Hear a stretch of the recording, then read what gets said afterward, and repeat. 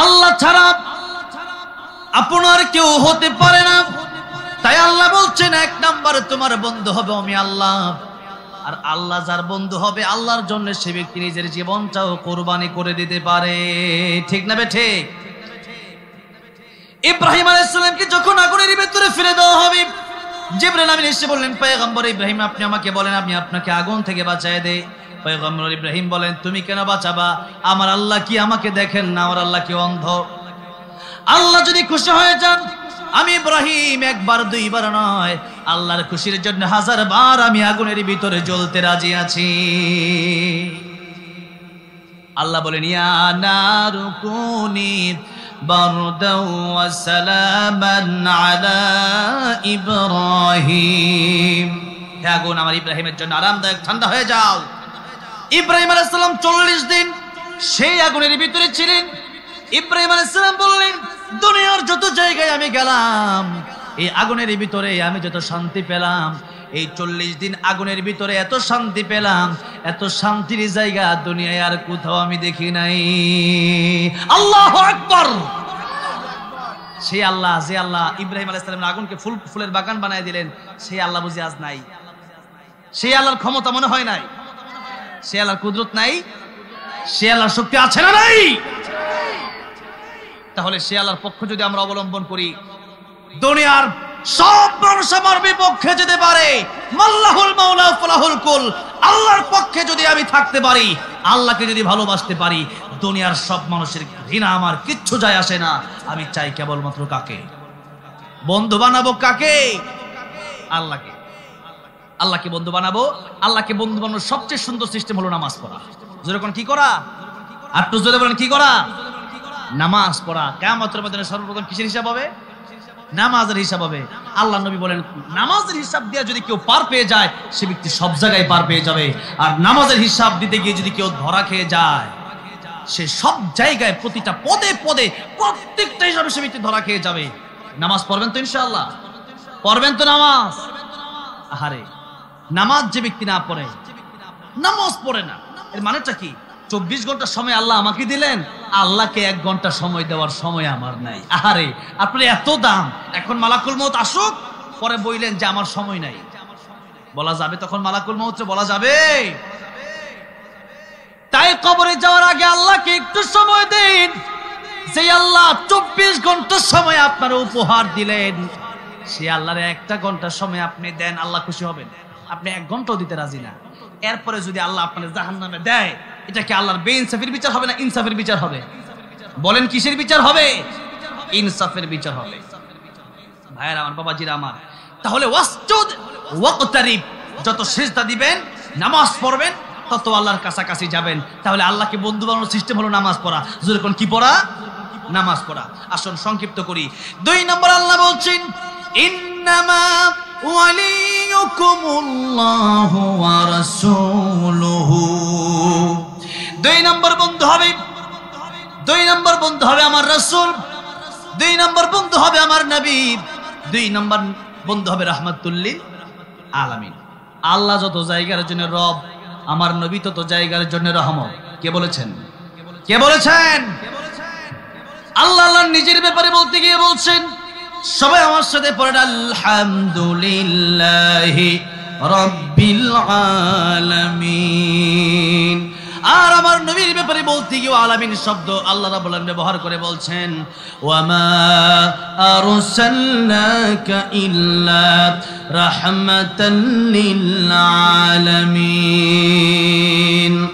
আল্লাহ রাব্বুল আলামিন নিজের জন্য যেখানে যত জগৎ আছে, সমস্ত জগতের রব আমার আল্লাহ, তিনি বললেন, আল্লাহ বললেন, আর আল্লাহ বলছেন, যত জগতের জন্য আমি আল্লাহ রব, তত জগতের জন্য আমার নবী তোমাদের জন্য রহমত। সুবহানাল্লাহ।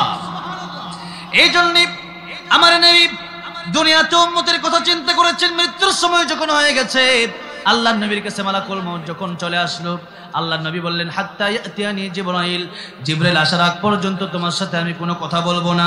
মালাকুল মউত তুমি অপেক্ষা করো। জিবরাইল আমিন অপেক্ষা করলেন, আজরাইল আলাইহিস সালাম অপেক্ষা করলেন। জিবরাইল আমিন আলাইহিস সালাম আসলেন। জিবরাইল আলাইহিস সালামের সাথে আল্লাহর নবী উম্মতের জন্য পরামর্শ করেছেন।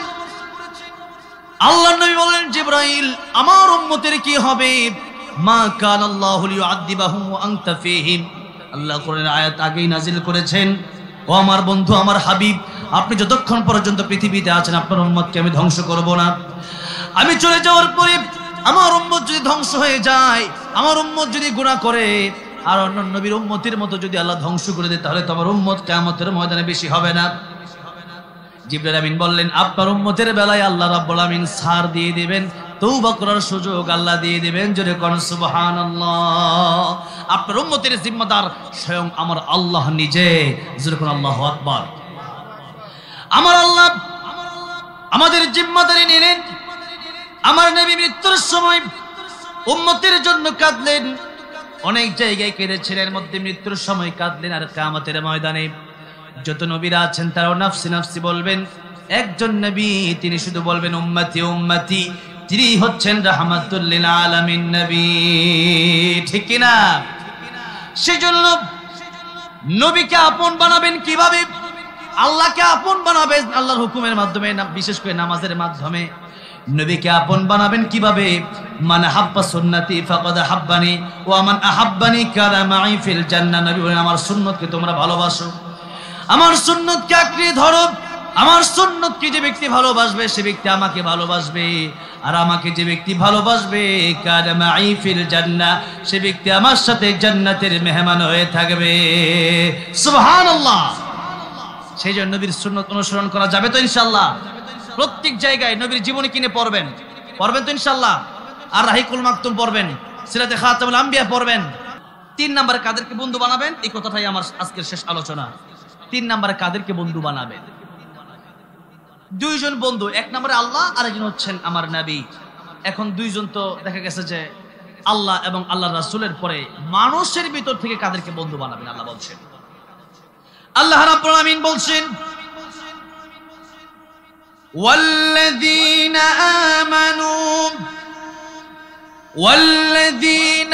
آمنوا الذين يقيمون الصلاة ويؤتون الزكاة وهم راكعون। বন্ধু যারা তারা বানানো যাবে নাকি? সাহাবতে সালেহাতুরা সালেহকুনা, সাহাবতে তালেহাতুরা তালেহকুনা। সৎ সঙ্গে স্বর্গবাস, অসৎ সঙ্গে বলেন অসৎ সঙ্গে সর্বনাশ।